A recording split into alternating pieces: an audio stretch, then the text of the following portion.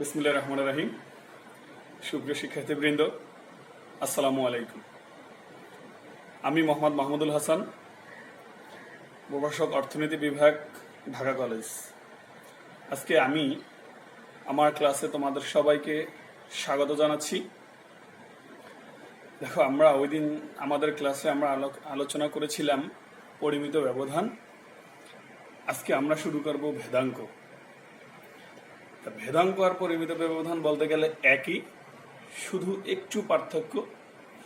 একবারে সহজ জিনিস, তোমরা যারা পরিমিত ব্যবধান পারছো বা পারবে তারাই ভেদাঙ্ক করতে পারবে। কারণ তুমি দেখো, আমরা একটু আসলে ভেদাঙ্কটা কাকে বলে? ভেদাঙ্কটা হচ্ছে পরিমিত ব্যবধানের বর্গকে যখন আমরা পরিমিত ব্যবধানকে যখন আমরা বর্গ করব, সেটা হচ্ছে ভেদাঙ্ক। দ্যাট মিনস তুমি একটু সূত্রের দিকে লক্ষ্য করো, সূত্রের দিকে লক্ষ্য করলে বুঝতে পারবা। দেখো, আমরা যখন পরিমিত ব্যবধানের জিনিসটা আলোচনা করেছিলাম তখন আমাদের সূত্র ছিল এটা। অবিন্যস্ত এবং বিন্যস্তর ক্ষেত্রে এই সূত্র দুটো ছিল। এটা ছিল প্রত্যক্ষ পদ্ধতির ক্ষেত্রে।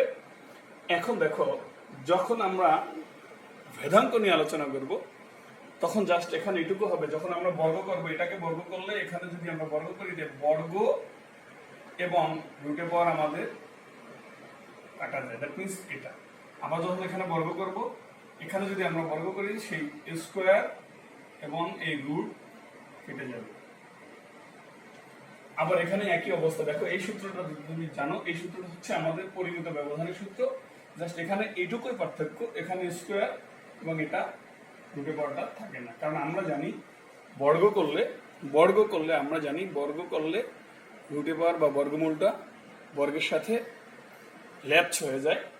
সেক্ষেত্রে দেখো, তাহলে আমাদের দেখো একবার ইজি, শুধু পার্থক্য হলো এখানে রুটে পাওয়ার ছিল আর এখন এখানে রুটে পাওয়ার নেই, আর এ পাশে শুধু সিগমা ছিল, এখন আমাদের সিগমা স্কয়ার চলে এসেছে। এইটুকু পার্থক্য। দেখো, এখন তুমি যদি পরিমিত ব্যবধান পারো তাহলে তোমার জন্য ভেদাঙ্ক একবারে ইজি। তাহলে আমরা দুই একটা সমস্যা নিয়ে আলোচনা করি। দেখো, দুই একটা সমস্যা নিয়ে আমরা যখন আলোচনা করবো তখন আমাদের জন্য এটা আরো পরিষ্কার হয়ে যাবে। সূত্রটা তুমি মনে রাখো। কি সূত্র? সূত্রটা হচ্ছে পরিমিত ব্যবধানের বর্গকে আমরা ভেদাঙ্ক বলি।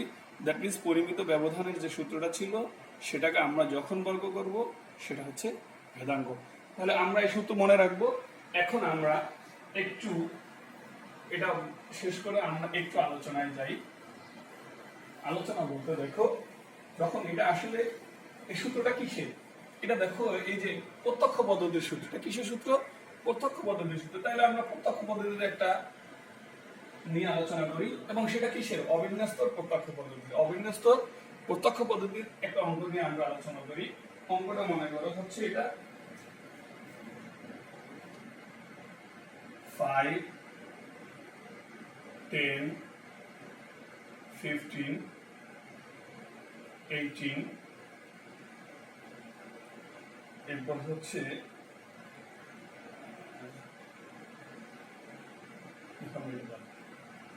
10, 15, 18, 24, তারপর হচ্ছে আমাদের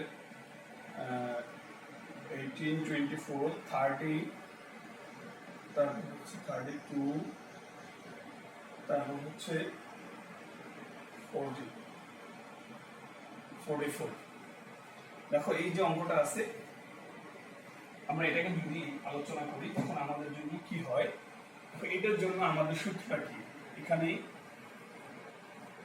শুধু তথ্য বা এক্স এর মানটা দেয়া আছে। এখানে আমাদের কি আছে? এক্স এর মানটা দেয়া আছে। এখান থেকে আমরা কি করব? ভেদাঙ্ক নির্ণয় করব। ভেদাঙ্ক নির্ণয় করব।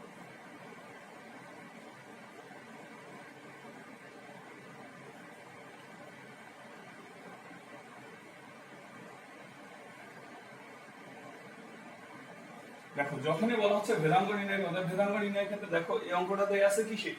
অঙ্কটা দেয়া আছে অবিন্যস্ত। অবিন্যস্ত মানে কি? যেখানে শুধু তথ্যটা দেয়া থাকে কিন্তু তথ্যের কোনো গুরুত্ববাচক মান দেয়া থাকে না। এখানে শুধু তথ্য আছে, গুরুত্ববাচক মান নেই।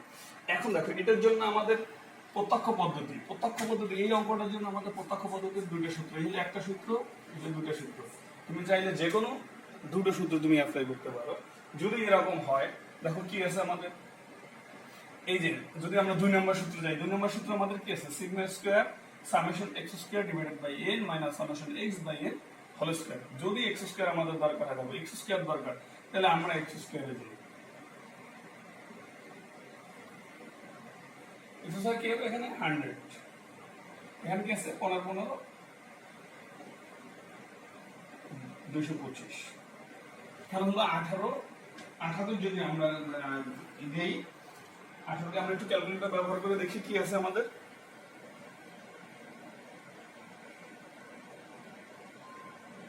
18 ইনটু 18 ইকুয়াল হলো 324। আর একটা কি আছে 24 ইনটু 24 ইকুয়াল হলো 576। আর একটা আছে 009। আর একটা কি আছে আমাদের 32, 32 ইনটু 32 1024 1024 0 16 44 দিয়ে 44 ইনটু 44 ইকুয়াল কত আমাদের 1936। দেখো আমাদের এই সূত্রটা যখন আমরা অ্যাপ্লাই করব, সূত্রটা অ্যাপ্লাই করার জন্য আমাদের কি আছে দেখো, 2 নম্বর সূত্র যদি আমরা যাই, 2 নম্বর সূত্র আমাদের কি আছে summation x square summation x square. এই কয়টা আমরা যোগ করি, যোগ করলে কত হয় দেখো, যোগ হলো আমাদের 1600 1600, যোগ হলো আমাদের 1024, যোগ হলো আমাদের 900, যোগ হলো আমাদের 576, যোগ হলো আমাদের 324, যোগ হলো আমাদের 225, যোগ হলো আমাদের 100, 5 যোগ হলো 100 ইকুয়াল কত 6685। দেখো এই সূত্রে যদি আমরা যাই তাহলে এখানে কত আছে 6685, নিচে হলো n, n দ্যাট মিন্স হলো কত আমাদের, n হলো 1 2 3 4 5 6 7 8, that means 8 minus summation x, summation x কি এই যেগুলো আছে এগুলো, দ্যাট মিন্স সামেশন x সমান সমান কি যোগ করো 4 6 10 আর 18 আর 5 23 3 হাতে 2 6 4 10 13 আর 3 16 17 18 19 20 21 213 ডিভাইডেড বাই n কত আমাদের 8। দেখো এখন যদি আমরা যাই তাহলে এটাকে আমরা ভাগ দেবো কি দিয়ে, ভাগ হলো আমাদের 8 ইকুয়াল কত হবে 835.625 মাইনাস এটা স্কয়ার আছে, স্কয়ার থাকলে কত হবে আমাদের 213 ভাগ হলো আমাদের 8 ইকুয়াল কত আমাদের 26.625 ইনটু 26.625 ইকুয়াল কত আমাদের 708.890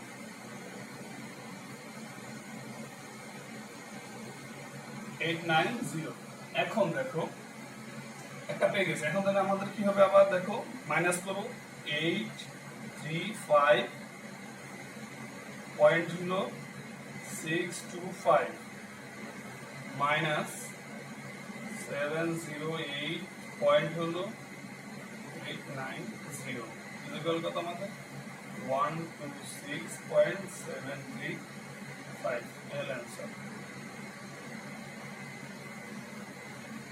দেখো আমাদের একটা অ্যানসার হয়ে গেছে। এখন তুমি যদি মনে করো হ্যাঁ স্যার আমরা এখান থেকে আমরা অলরেডি একটা ভেদাঙ্ক পেয়েছি, এখন তুমি যদি মনে করো যে স্যার আমরা এই সূত্রে যাব, যদি এই সূত্রে আমরা যাই, দেখো এই সূত্রে গেলে আমাদের কি করতে হবে, উপরের সূত্রটা যদি আমরা যাই, দেখো 1 নম্বর সূত্রের জন্য আমরা কি জানি, আমরা জানি এখানে n সমান কত 8, n সমান কত 1 2 3 4 5 6 7 8, n সমান 8, x x বার দরকার। দেখো x বার দরকারের জন্য x x বার যদি যায় এখন x, তাহলে আমাদের আগে x বার বের করতে হবে। আমাদের কি করতে হবে x বার বের করার জন্য কি জানি, x বার সমান সমান আমরা জানি সামেশন x ডিভাইডেড বাই হলো n। তাহলে দেখো সামেশন x সমান কত আমাদের 213 ডিভাইডেড বাই হলো কত 8 সমান কত আবার দেখো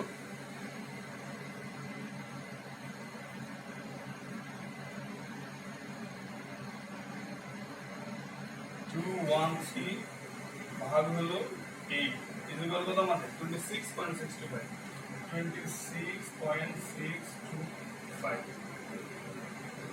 দেখো 26.625 যদি হয় আমাদের এটা তার মানে আমরা এখানে যাই x minus x bar x minus x bar যদি যাই আমরা দেখো আরেকটা আছে কি আমাদের কি দরকার আমাদের বেসিক্যালি দরকার কি x minus x bar whole square দেখো x minus x bar whole square যদি যাই আমরা তখন দেখো আমাদের কি হয় দেখো এটা হলো x minus x that means হলো 10 minus 26.625 এটা সমান কত আসে আমাদের তো দেখো 10 minus 26.625 ইকুয়াল কত আসে আমাদের minus 60 দ্যাট মিন্স এখানে আসবে কত আমাদের minus 16.625 দেখো minus 16.625 যদি হয় তাহলে এখানে এখানে আসে কত এটা এটা কি x minus x বার এটা তাহলে x minus x bar whole square কত হবে দেখো এটার সাথে ইনটু হলো 16.625 ইকুয়াল কত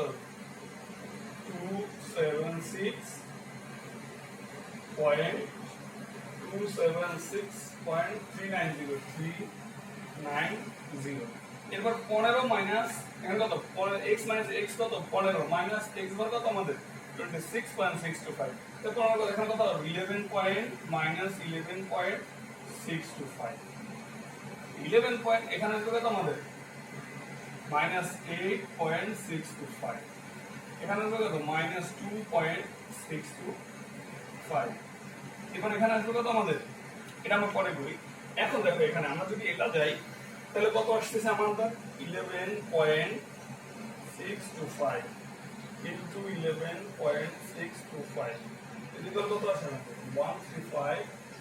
135.141 এরপর আছে কত আমাদের 8.625 into আমাদের 8.625 ইকুয়াল কত আমাদের 74.391 এরপর আছে কত আমাদের 2.625 into 2.625 ইকুয়াল কত আমাদের 6.890 এরপরে দেখো আমাদের কটা হচ্ছে চারটা এরপর হলো 30 দ্যাট মিন্স হলো 30 minus 26.325 ইকুয়াল আছে কত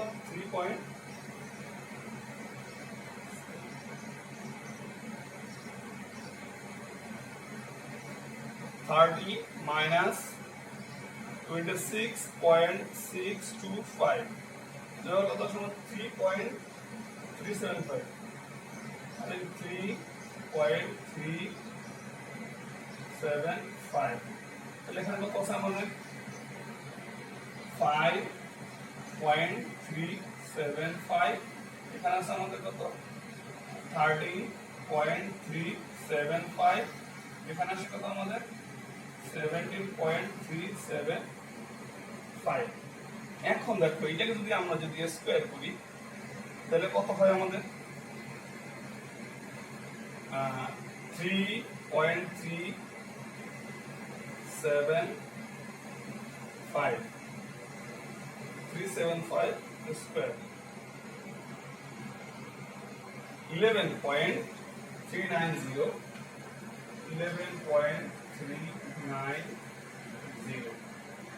এরপর আছে কত আমাদের 5.5.375 into 5.375 28.625 28.89 28.89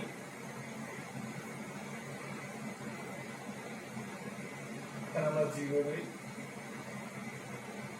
890 এরপর আছে কত আমাদের দেখো 5.375 দেখো এরপর আছে কত আমাদের 13.375 এটাকে আমরা স্কোয়ার করলে কত হয় 178.890 এরপর হলো আমাদের কত 17.375 স্কোয়ার হলো কত 17.375 এখন দেখো এটা যখন হয়ে গেছে এখন আমরা যদি এটা যোগ করি তখন কি হবে summation x x bar whole square সমান সমান কত এই কটা আমরা যোগ করি এটা যোগ করলে কত হবে আমাদের দেখো যোগ হলো 178.89 plus 28.89 plus 11.89 plus 6.89 plus 74.89 plus 135.89 plus 276.39 তাহলে আমাদের এখানে হলো আমাদের করলেন 140 5.14 75 396.8 দেখো এটা যদি হয় তখন আমাদের কি হবে দেখো এখানে আমাদের একটু ভুল আছে মনে হয় 11.6 এবং 390 দেখো এখন 135 হ্যাঁ 39 দেখো এগুলো যোগ করলে কত হয় 1014.621 যখন এটা হয় তখন আমরা কি করতে পারি এখানে কত আছে আমাদের 1014.621 তাহলে আমরা যদি ভাগ দেই তাহলে কত হয় ভাগ হলো আমাদের 8 দেখো 126.827 তো দেখো এর আগে আমাদের যে রেজাল্ট এসেছে এর আগে আমরা যখন 2 নম্বর সূত্র দিয়ে করেছি সিগমা স্কয়ার তখন ছিল 126.82 আর এখন দেখো 826 ছিল তখন এখন মনে করো 7 আসছে তা দেখো এইটা এবং এটা